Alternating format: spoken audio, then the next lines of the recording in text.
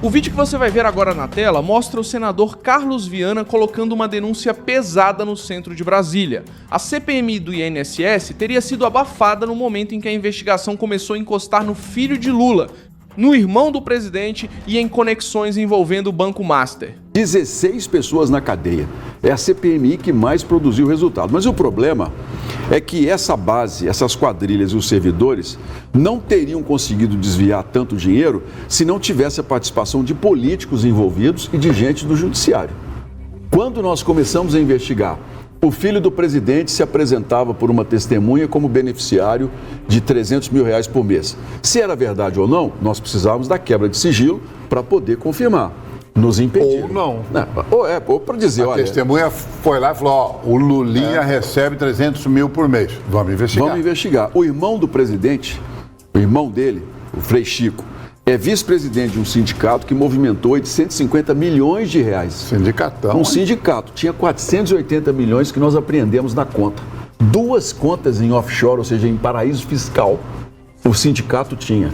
O sindicato que defendia o interesse dos humildes trabalhadores brasileiros tinha 2 megacontas em paraísos fiscais. Movimentou 850 milhões de reais em dinheiro. Os trabalhadores, senador, e o senhor queria prejudicar? Pois é, mas eu tive a coragem de questionar. Aí, resultado.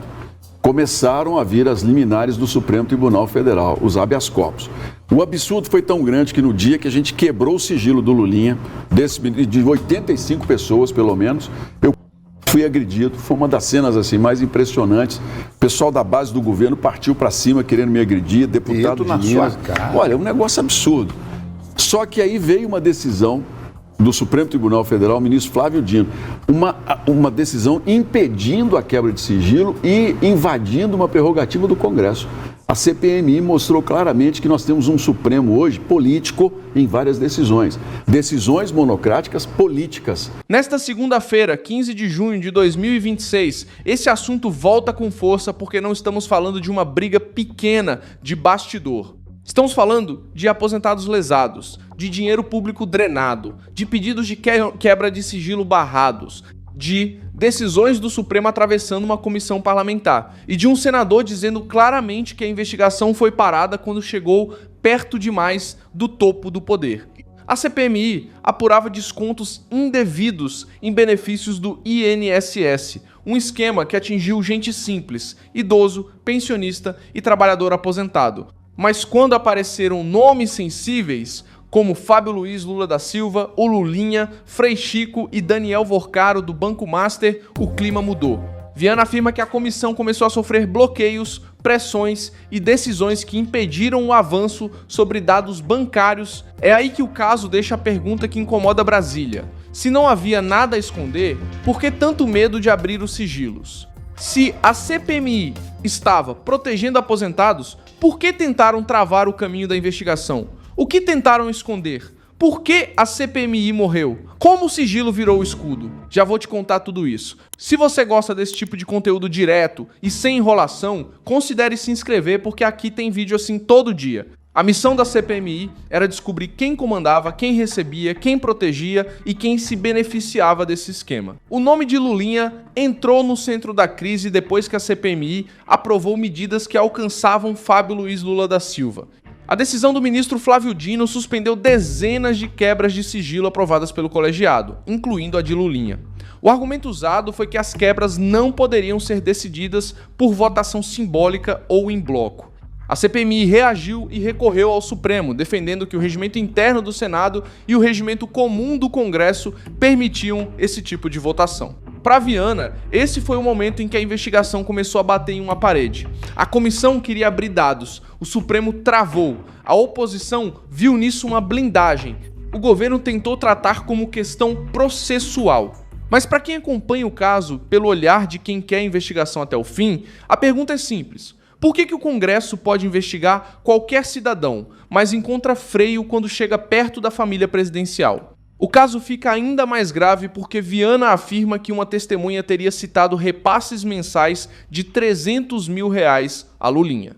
Se a denúncia fosse falsa, os dados poderiam desmontar a acusação.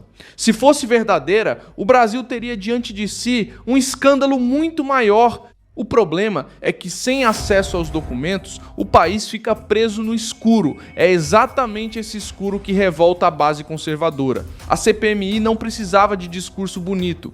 Precisava abrir conta, contrato, transferência, origem e destino do dinheiro. Quando esse caminho é bloqueado, a suspeita cresce. Frei Chico também aparece nessa linha de cobrança política. O irmão de Lula foi citado no noticiário que circula por suposta ligação com o sindicato envolvido nas apurações e movimentações que precisariam ser esclarecidas. Aqui a lógica é a mesma. Ninguém deveria estar acima de investigação. Se o nome apareceu, que se investigue. Se não há culpa, que os documentos mostrem. Mas impedir a investigação, antes de ela chegar ao ponto decisivo, alimenta a sensação de que existe uma proteção seletiva em Brasília. O cidadão comum não tem esse privilégio. O aposentado lesado não tem ministro segurando sua mão. O trabalhador que perdeu desconto no benefício quer resposta, não manobra. O Banco Master entra nesse enredo como mais uma peça explosiva. Viana já havia falado sobre decisões do Supremo que impediram acesso a documentos ligados a Daniel Vorcaro, ex-dirigente do banco. Para o senador, a CPMI fazia um trabalho sério para proteger aposentados, corrigir o sistema e responsabilizar quem errou. O problema é que o Banco Master virou um centro de tensão política. Quando uma comissão que investiga o INSS esbarra em banco, filho de presidente, irmão de presidente e decisões do Supremo, o assunto não pode ser enterrado em silêncio. É nesse ambiente que Carlos Viana também defende uma reação mais dura do Senado contra ministros do Supremo. Ele afirma que, se qualquer integrante da corte tiver usado a toga para favorecer interesses privados ou bloquear apurações indevidas, deve ser investigado e pode sofrer impeachment. A frase bate forte porque toca numa ferida antiga. No Brasil, muita gente sente que a lei pesa com força contra uns e vira algodão para outros. Viana não fala contra a existência do Supremo. Ele fala contra a blindagem pessoal. E essa diferença importa. O Supremo é uma instituição da República. Ministro é agente público. Se errou, precisa responder. A fala do senador também conecta o caso do INSS com o clima de revolta contra o ministro Alexandre de Moraes.